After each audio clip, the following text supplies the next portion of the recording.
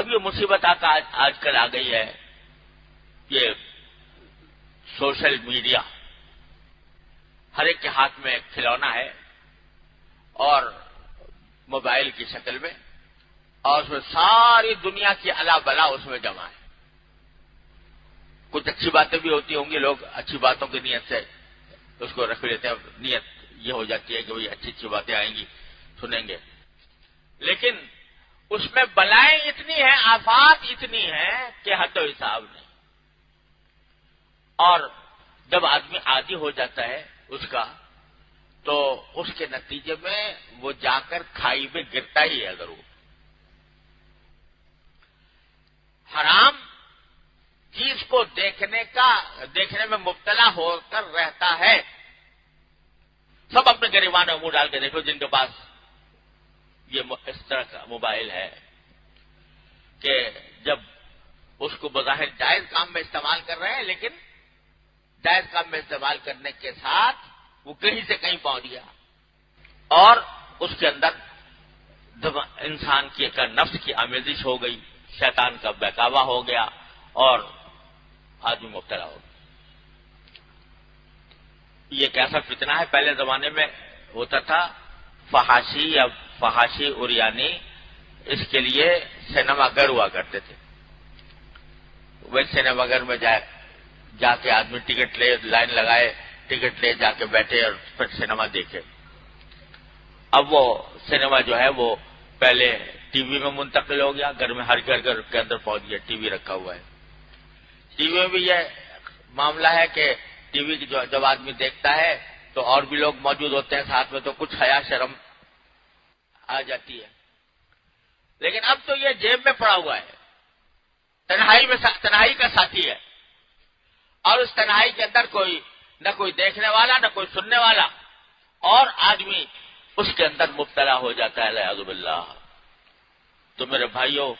یہ میں بڑے درد کے ساتھ، بڑے دل سوزی کے ساتھ یہ درخواست کرتا ہوں کہ خدا کے لیے رمضان کے مہینے میں کم سے کم اس بلا سے اپنے آپ کو محفوظ رکھیں، اور اس بلا سے جب محفوظ رکھیں گے کہ یہ کہ کوئی بھی جو غلط قسم کے پروگرام ہوتے ہیں یا غلط قسم کی ویڈیو ہوتی ہیں یا غلط قسم کے تصویریں آتی ہیں، تو ان سے اپنے آپ کو بچائیں گے۔ اس کے لیے سب سے بہتر راستہ یہ ہے کہ آدمی اس راستے پر چلے ہی نہیں، اور جو اس قسم کے خاص اپلیکیشنز ہیں جو گناہوں کی طرف لے جاتی ہیں، ان کو بند کر کے رکھو، اپنے لیے بھی اپنے بچوں کے لیے بھی۔ تو نگاہ کی حفاظت یہ صبر کا ایک بہت بڑا ہے، بہت بڑا عنصر ہے۔ رسول کریم سرور عالم صلی اللہ علیہ وسلم نے یہ فرمایا کہ یہ مہینہ صبر کا مہینہ ہے، تو صبر تینوں قسم کا ہونا چاہیے، طاعت پر صبر بھی ہو، گناہوں سے صبر بھی ہو، تکلیف پر صبر بھی ہو، اور معصیت سے اپنے آپ کو بچانے کا صبر بھی ہو کہ کسی طرح آنکھ غلط استعمال نہ ہو، زبان غلط استعمال نہ ہو۔ لہذا رمضان تو کوشش کر کے اس طرح گزارنا چاہیے کہ اپنے کام سے کام رکھے انسان، بہت زیادہ میل جول، بہت زیادہ ملاقاتیں، بہت زیادہ مجلس آرائی، یہ کوئی اچھی بات نہیں ہے۔ اس میں کم سے کم برائی یہ ہے کہ فضول گوئی ہو جاتی،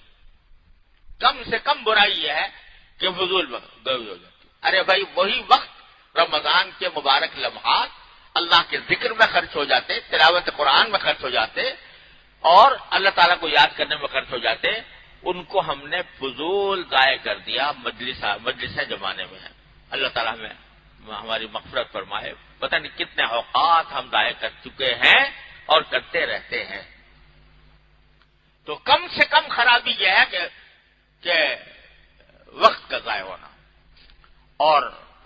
اللہ بچائے اگر جب مجلسیں جمتی ہیں تو پھر اس میں دھیان نہیں رہتا کہ کب غیبت ہو گئی، کب بہتان لگ گیا، کب جھوٹ بول دیا، کب افواہ ترازی ہو گئی۔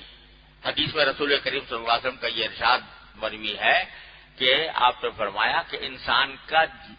جھوٹا ہونے کے لیے یہ ضروری نہیں کہ آدمی جان بوجھ کر جھوٹ بولے، بلکہ جھوٹا یہ بھی ہے، جھوٹا ہونے کے لیے یہ بھی کافی ہے کہ جو بات سنی اس کو آگے نقل کر دیا بغیر تحقیق کے، یہ بھی جھوٹ کی ایک قسم ہے۔ اور آج کل تو اس کے اوپر یہ پھر دوبارہ خیال آ گیا، سوشل میڈیا جو ہے وہ اسی طریقے سے جھوٹ کو پھیلانے کا ایک اتنا بڑا ذریعہ ہے کہ بالکل بے اصل باتیں بھی اس کے اندر گھومتی رہتی ہیں اور لوگ اس کو آگے بیچتے رہتے ہیں۔ تو ایسی بات کو پھیلانا جو تحقیق کے خلاف ہو، اس کو جس طرح خود کہنا منع ہے اسی طرح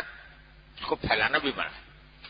تو ان سب باتوں سے پرہیز کرتے ہوئے اللہ تعالیٰ اپنی رحمت سے ہمارا یہ مہینہ گزار دے۔ اب تک جو غلطیاں ہوئیں اللہ تعالیٰ اپنی رحمت سے توبہ کر کے اس کے معافی مانگنے کی توفیق عطا فرمائے، اور جو آئندہ ایام باقی ہیں ان کو فضول کاموں سے بچ کر اللہ تعالیٰ کی رضا کی خاطر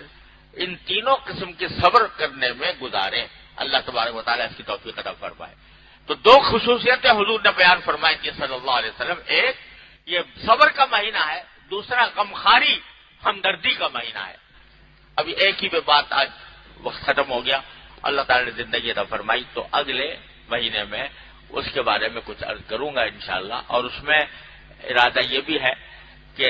یہ مہینہ ایسا ہے کہ اس میں ہر چیز، ہر فرض کا ثواب،